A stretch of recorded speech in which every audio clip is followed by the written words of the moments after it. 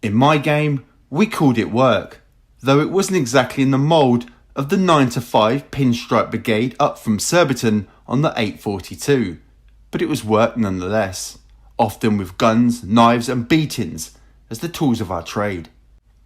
In this particular case, it was a bit of work involving £250,000 worth of travellers' cheques. Bent American Express travellers' cheques to be precise, not quite hot but still pretty warm. It looked like being a good earner, and I needed a reliable outlet to cash them up. Tony Tucker was on the up and up in Gangnam then. He took some supplies and they came good. They were accepted without question on a couple of trial runs and we were up and running. Now we needed the rest of the nicked cheques. The firm holding them wanted £25,000 cash up front to secure the deal. Tony was the sort of guy that kept our amount of cash about the place. I decided to chip in as well to earn a bit of drinking money. We got the cash together and arranged a meet with the boss man at a farm in Essex. A second geezer, due to be bringing them to the meet, failed to show. Suddenly, a nice little job was looking a bit shaky, and that sort of thing did not please Tony Tucker. He'd got the serious hump. I wasn't happy because I'd brokered the package in the first place and didn't like being pissed about. We set up another meet at the Turok service area just off the M25 at the junction with the A13, but again the cheques failed to materialise. Now Tony was getting really irritated. My credibility was being called into question. We decided that amateurs like that, failing to deliver on a deal, deserved punishment. Tony made up a fake parcel of cash with genuine notes on the outside and cut paper inside to pull off a sting that would teach them not to fuck with us. We tucked the cash into a bag so it looked like the real McCoy and arranged a third and we hoped final meet. But again, the cheque gang failed to bring the goods. Now we were into 3 days work with no return and Tony was steaming mad. When someone crossed Tony, he could be a fucking maniac and he had a very, very short fuse which was already reaching explosion point. A fourth meet was set up but it was cancelled at the last minute. Tony said, "These fuckers are giving us the runaround, Carl." Pat Tate was growling, and that always spelt danger. We decided there would be no more mess around on this deal. If they wouldn't bring the cheques to us, we'd go and take them by force. We had managed to get hold of an address for the gang boss at Leytonstone in East London, and headed there one morning, four-handed and tooled up. No sign of anyone. The raid came to nothing. But we weren't about to drop it. It had dragged on for weeks, and become a matter of underworld honour. It was important for our reputations that we got it sorted. So next we fixed a meet at a pub in Woodford. This time we really meant business. We went six-handed in a big Shogun 4x4 and a BMW tooled up of course. I was dressed head to toe in my trademark black and topped off with a baseball cap like the police marksmen wear. We looked like a fucking commando unit. It was dark and we just sat out of sight across the road waiting for the action. The geezer we wanted to see, Pete Willis, arrived and went into the pub with another couple of blokes. They came out again minutes later, ready to talk turkey with us, but they didn't get a chance. Tony and Pat went steaming across the car park and waded into them. One of them was cut straight away and was pouring blood. I don't know whether it was Tony or Pat's blade. We had planned to take the fuckers quietly without causing a scene in a public place, but already it was getting out of hand. Crash! Tony hit one of them with a right-hander. The bloke sprawled backwards across the bonnet of a pub customer's car and set the alarm off. He started wailing and house lights started flicking on. Blokes were screaming and yelling as we were trying to catch them, and there was a right old melee going on, which was certain to attract the old bill. Tony said we needed to grab one of the geezers and shove them in the back of the Shogun so we could do the business somewhere less conspicuous. By now, another couple of car alarms were ringing out, triggered off by the rumpus. Time was getting short. I grabbed one of the cheque gang and tried to manhandle him in through the rear door of the Shogun. He started wriggling like a fucking rabbit, then he slipped out of his coat and did a runner into the night. I was left standing there with the coat in my hands, watching the geezer disappear into the darkness, screaming in terror. I had to laugh. I said to Tony and Pat, "Come on, it's all gone belly up. We've got to get out of here before the Rozzers arrive." In seconds, we were gone. But Tony's fury was reaching detonation point. Willis and his firm were marked men. The bond of friendship that had been forged between Willis and Pat Tate while they're in prison together was out of the window. Tony decided Willis must be punished for his piss taking by way of an instant fine. So his car was nicked and offered to me for free. I said, "No, I don't really want it." Tony said, "He's bounced you, Carlton. You have it. We'll find the bastard." This was Tucker's law, and I went along with it. This was around the time when I noticed Tony's drug habits were making him increasingly violent, irrational, and even more dangerous than usual, and the whole atmosphere around our firm was getting scary. I'd always been involved in a bit of ducking and diving to earn a few bob, but now things were coming on top. There was danger in the air. Willis had become an obsession with Tony. One night, he and Pat went round to his flat out of their brains on drugs, dragged him into a bedroom, laid him on the bed, and shoved a gun into his mouth. They were laughing as they played a cruel game of Russian roulette, with Tony's finger on the trigger, clicking away, and Willis out of his nut, shitting himself, waiting for the bang. Tony was saying, "We're going to blow your head off, you fucker," and was calling him all sorts of names. He was so terrified, it took him months to recover. He knew he'd been lucky. With the mood Tony was in, Willis knew that if he fucked up, he wouldn't get a second chance. I know he'd inflicted the same kind of terrifying punishment on Craig, his supposed buddy, a couple of times as well. He'd threatened to blow his brains out and told him he'd be off the firm if he didn't get his act together. Tony had become a savage and brutal man without a stop button to halt his descent into becoming a full-fledged, uncontrollable, drug-induced psychopath. I tried to reason with Tony when he told me about the things he'd done to Willis and to Craig. I told him, "That's not really right, Tony. You don't torture and terrorise people for the fun of it. I'm a great believer that if you pull out a gun, you intend to use it. It's not a toy, not a plaything for sadists." But my words fell on deaf ears. Tony, Pat and Craig were hell-bent on making Willis suffer for the bodged-up travellers' checks. They started going into his flat, robbing him, frightening the life out of him over and over, like they were enjoying it. Because they were all jacked up and snorting stuff, there was no reasoning with them.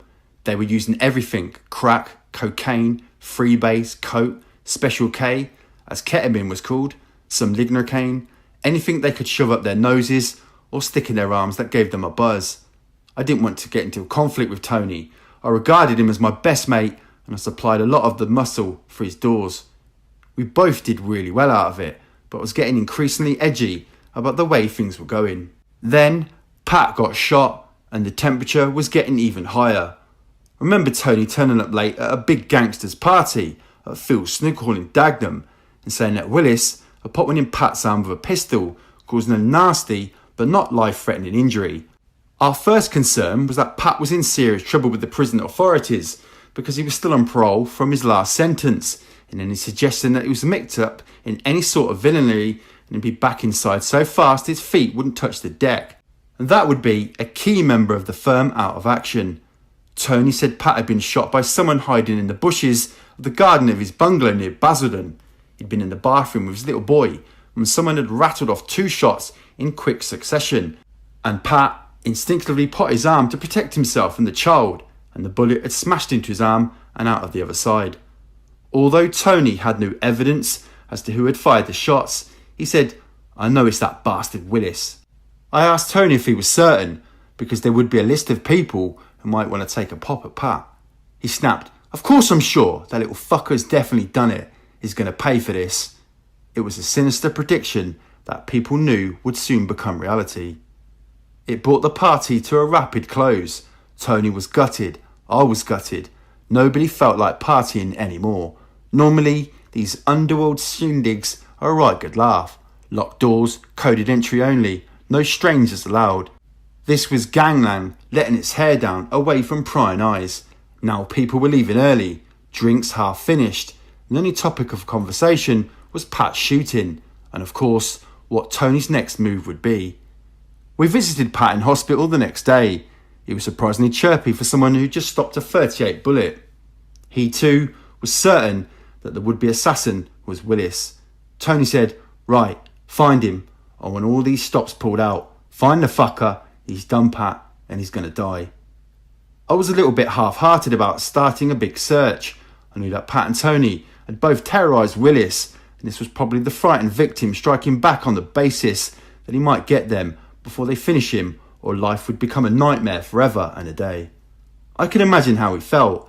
I knew I would have struck back as well. I didn't argue with Tony because it was pointless, and I knew more bloodshed was on the agenda for the Essex boys. I wasn't far wrong. A couple of days later, Tony and Craig stormed into Willis's home at Leigh-on-Sea, and Willis was hiding in the garden, gun in hand. He started firing at them, panic-stricken, in broad daylight. Then he made a run for his life. Tony was quickly on the phone to me, screaming, "The bastard! I'm going to kill him when I get hold of him." I said, "Well, why do you keep going round there? He's shit scared of you." Tony was having none of it. "I'm going to kill him. I'm going to take everything he's got." I thought to myself, this is madness, absolutely fucking madness. I'd got my security work going on in London and a few little things on the go on my own, but I could see Willis's business and Tony's maniacal obsessions bringing it on top for me. I wasn't about to ditch our friendship, but I didn't want to be put on offer for something that really wasn't my concern. It was getting silly. I thought I might be able to pour a bit of soothing oil on these troubled waters by seeing Willis and having a chat. He admitted straight away that he was the gunman who'd shot Pat, but he was in a terrible state. He was sobbing down the phone and said that his family had been threatened and were too frightened even to step outside the door. He said, "I've got people who say you're a good person, Carlton, and you won't hurt me." I told him I'd try and do what I can behind the scenes to take the heat off, but with the mood Tony was in, I was making no promises. We started going into hospital regularly to see Pat. By now, he was off the general ward and was in the side room on his own. Well, I've never seen anything like it in a hospital. Pat was getting regular supplies of coke and crack and was holding wild drug parties that the hospital authorities were too scared to stop. And to top it all, he'd even got a brass in there for sex. Tony had hired the escort girl at £500 a day, and she more or less moved into Pat's room. He was a man with a big sexual appetite, and the girl earned her money the hard way, if you get my drift. I walked in one afternoon, and there was a crowd all laughing and joking, and then I saw Craig in the adjoining bathroom washing up some cocaine to turn it into rocks to smoke as crack. The brass was laying on the bed beside Pat, looking like she'd had a hit of something as well. And to top it all, he'd got a shooter in the drawer beside the bed. I couldn't believe my eyes. Tony saw the expression on my face and burst into uncontrollable laughter. That was it. Everyone started laughing, like it was all one big joke, including Pat, a man on parole from jail in a hospital room with drugs and a gun. Talk about chancing your arm, even if it has got a bullet hole in it. I could see the madness of it all. It was chaotic. Tony had lost it. They'd all lost it.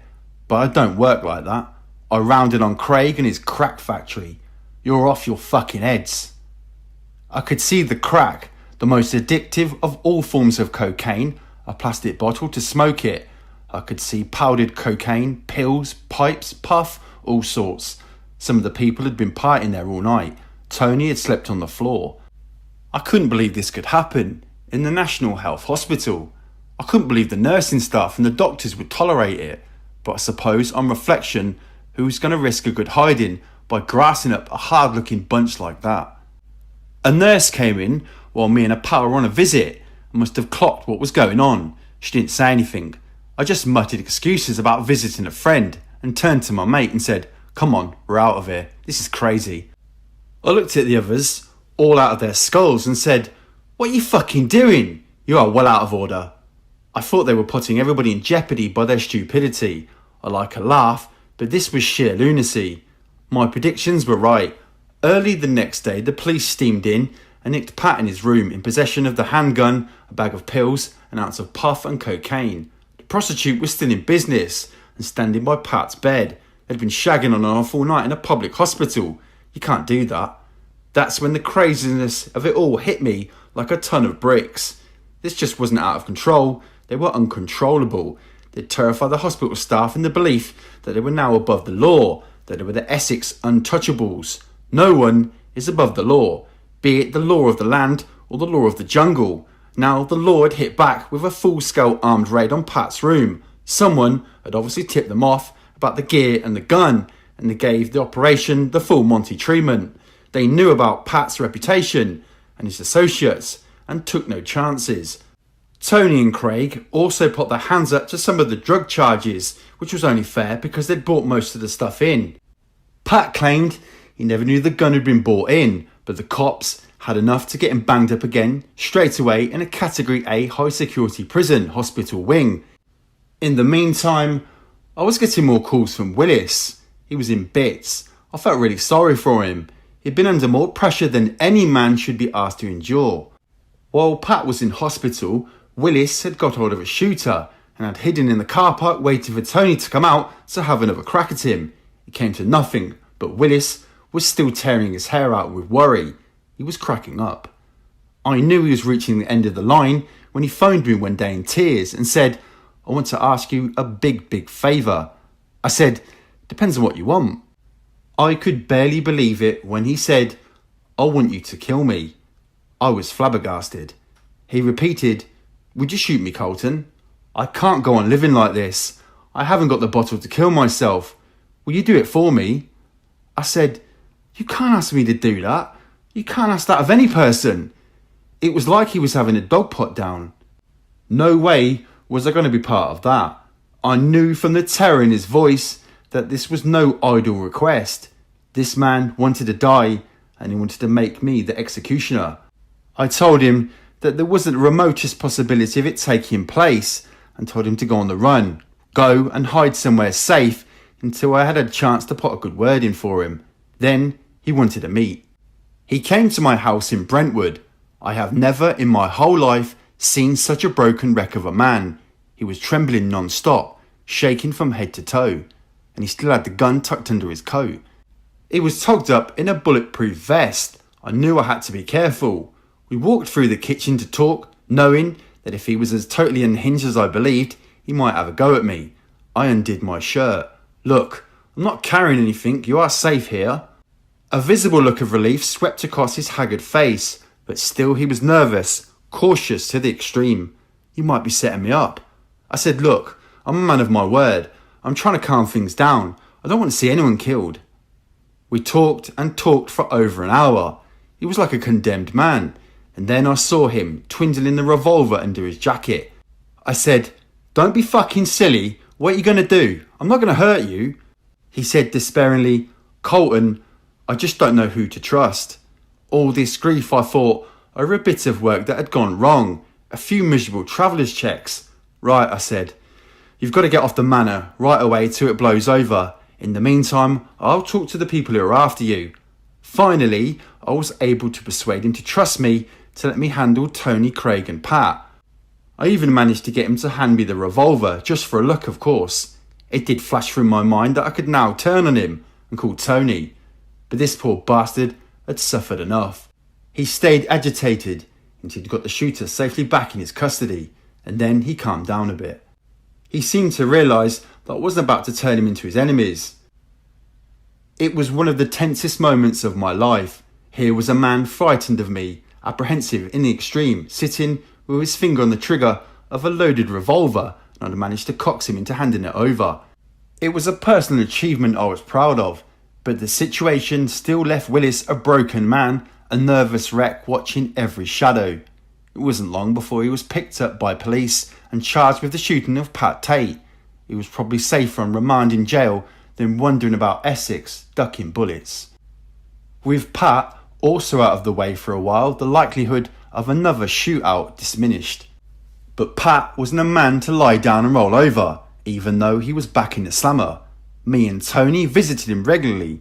Had he learned anything from the hospital drug bust? Not a bit of it. He was still phoning up members of the firm, asking them to smuggle drugs inside the prison for him. I went once with Tony, and he had drugs hidden in a book. "What the fuck are you doing?" I asked. "Old Pat wants them." These two guys really sparked off each other.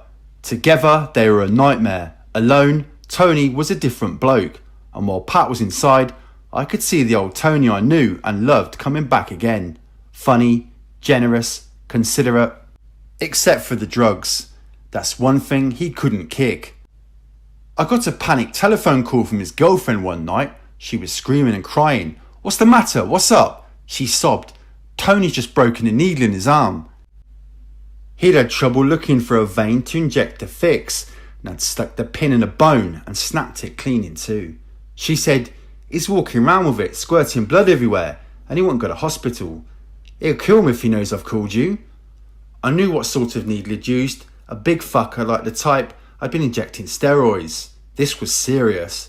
"Tell him he must go to the hospital or he will die," I said. "Don't take no for an answer."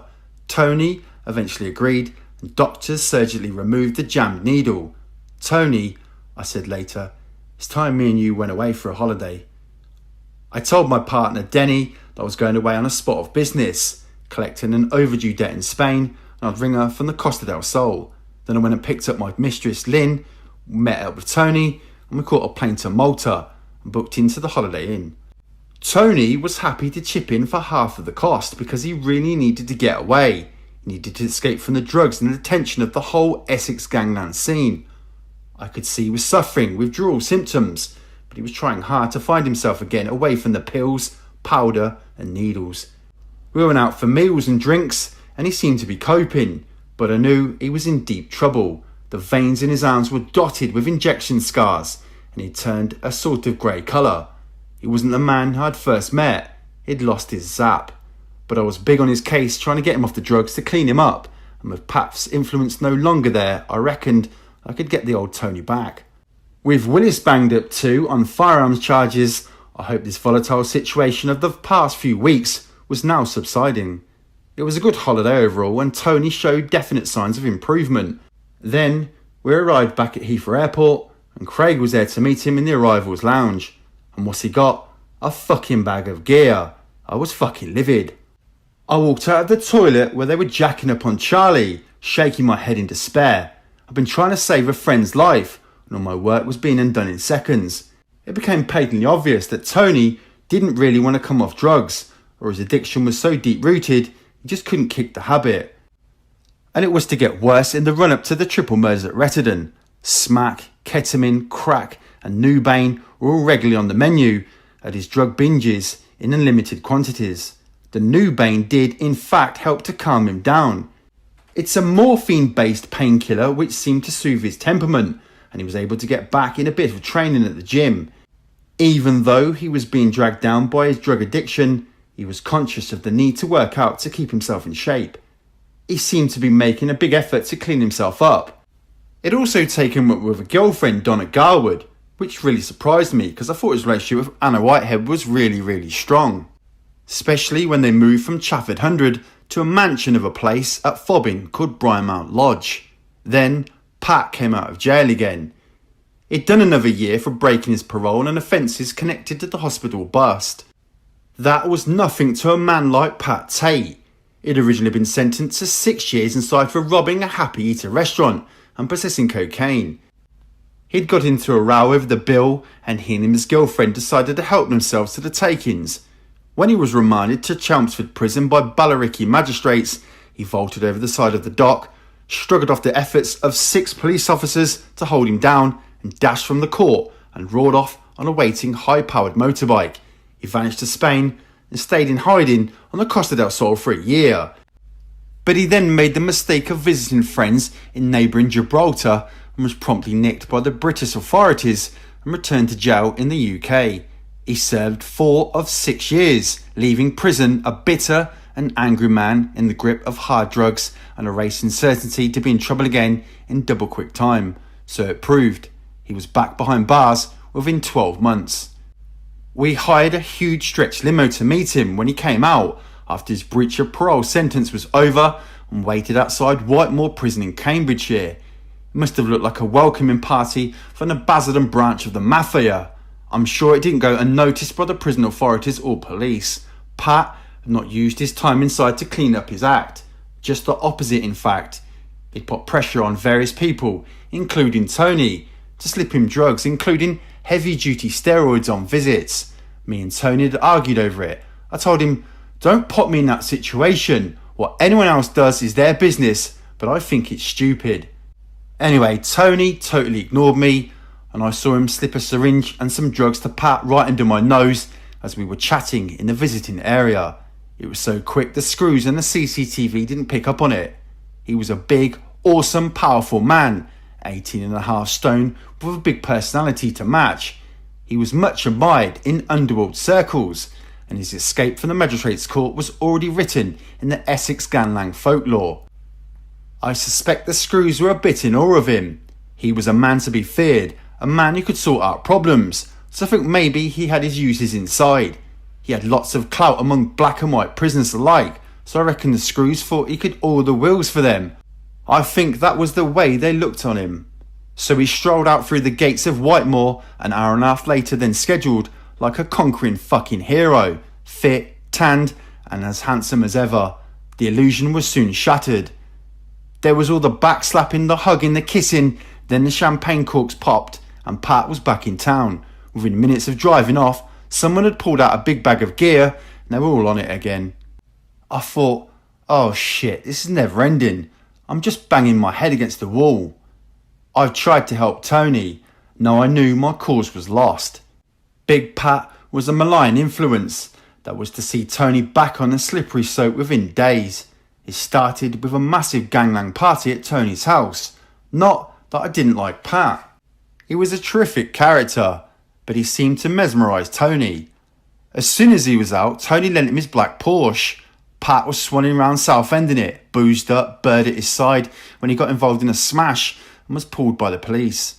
Not only was he out of his head, the car contained several gun shells belonging to Tony, which he'd held legally as a member of a gun club, so he was bringing a load of shit down on us unnecessarily. I was with Tony when Pat phoned, and I was furious. I thought this was the height of disrespect, and I wanted to tell him so. You are bang out of order, I said. You just don't do that sort of thing. Tony was visibly shocked, as I shouldn't have been talking to Pat like that. Another waste of breath. Next, Pat's gone out and brought an identical black Porsche, same year, and have started their crazy 140 mph races up the A127. So the madness went on. It takes a lot to shock me, but what I saw the day I drove out to see Tony's house at Fobbing knocked me sideways. He'd had a row with the kitchen fitter, a one-time mate called Jeff, and had called him to finish some work on his luxury kitchen. And I do mean luxury. Big, top of the range, the bollocks, over 10 grand's worth. It had Jeff back time and time again, but still wasn't satisfied. Here, he said, I'd got hold of Jeff last night. He had a sarcastic smirk on his face. Oh yeah, I said. How is he? Tony said, come and see. And he took me outside. There was poor Jeff, chained up, cut and bruised in the dog kennel with the Alsatians. Jeff crawled out on his hands and knees, and Tony laughed. It was one of the most humiliating sights I'd seen a fellow endure. Jeff had spent the whole night and half the day crawling around in the piss and shit, sleeping with the Alsatians, drinking and eating out of their food bowls. I had to teach him not to fuck me about, Tony told me. I said, for fuck's sake, let him go. That's inhumane and degrading. Tony just laughed again and said, yeah, I know.